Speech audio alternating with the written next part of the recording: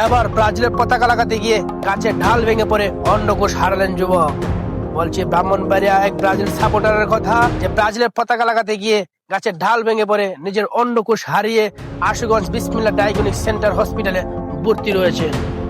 আমি ব্রাজিলের পতাকা গাছ টাঙ্গাইতে গেছিলাম, পরে গাছের ডাল ভাঙ্গা নিচে পড়ে গেছি গা, আমার একটা পাও ভেঙে গেছে গা, আর আমার অন্ডকোষ দুইটা।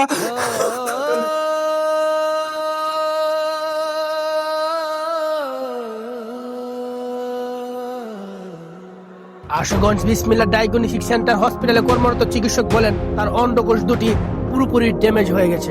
তার অন্ডকোষ একেবারে নষ্ট হয়ে গেছে। অল্প বয়সের ছেলের ভবিষ্যৎ অন্ধকারে পুরো পরিবারের সুখের ছায়া। আমার ছেলের অল্প বয়সে তার ভবিষ্যৎটা নষ্ট হয়ে গেল গা। আমার ছেলেটা বিয়েও করে নাই।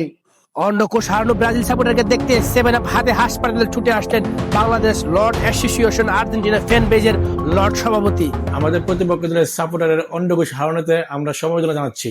আমাদের বাংলাদেশ আর্জেন্টিনা লর্ড অ্যাসোসিয়েশনের পক্ষ থেকে তাকে একটা 7 আপ উপহার দিয়েছি। তবে বিসমিল্লাহ ডায়াগনস্টিক সেন্টার হসপিটালের কর্তব্য চিকিৎসক আমাদেরকে বলেন ব্রাজিলে উন্নত মানের অন্ডকোষ পাওয়া যায়, যত দ্রুত তার জন্য অন্ডকোষের ব্যবস্থা করা যায় তত দ্রুত তার পুরুষত্ব ফিরে আনা সম্ভব। ব্রাজিলতে উন্নত মানের অন্ডকোষ আনতে পারলে তার পুরুষত্ব ফিরে আনা সম্ভব।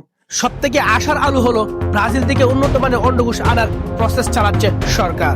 আমাদের সরকার তার জন্য ব্রাজিল থেকে উন্নত মানের অন্ডকোষ আনার জন্য চেষ্টা চালাইতেছে। ইতিমধ্যে আমরা ব্রাজিল সরকারের কাছে চিঠি দিয়েছি। ইতিমধ্যে তারা আমাদেরকে আশ্বস্ত করেছে নেইমার বা ভিনিসিয়াসের অন্ডকোষ দান করবে। নিজের মহামূল্যবান সম্পদ হারিয়ে সবাইকে সতর্ক করলেন উক্ত ব্রাজিল ভক্ত।